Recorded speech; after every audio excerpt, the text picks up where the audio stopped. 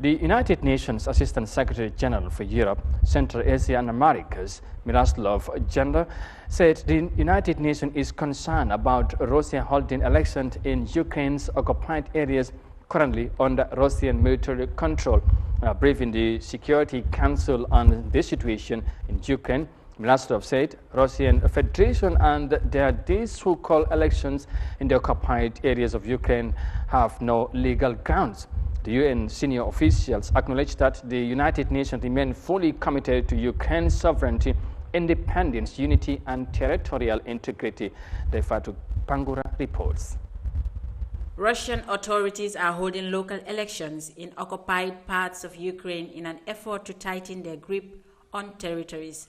According to international humanitarian law, as the occupying power, Russia is obligated to respect the laws of Ukraine in the areas it occupies, unless absolutely prevented. The UN officials stated that the UN condemns actions that could escalate or worsen the situation. These concerns remain as the UN humanitarian needs, human rights situations, and lack of access in the areas of Ukraine under temporary Russian military control. U.S. diplomats Robert A. Wood emphasized U.S. rejections on Russia's claims to any part of Ukraine's territory and will not recognize them. The United States will never recognize Russia's claims to any of Ukraine's territory. We condemn Russia's continued occupation unequivocally, and we will continue to work with allies and partners to provide Ukraine with the military equipment it needs to defend itself. With regards to this, Ukrainian Ambassador Sergei believes that Russia's attempt to legitimize its illegal occupation of Ukrainian territories through an election is seen as a farce.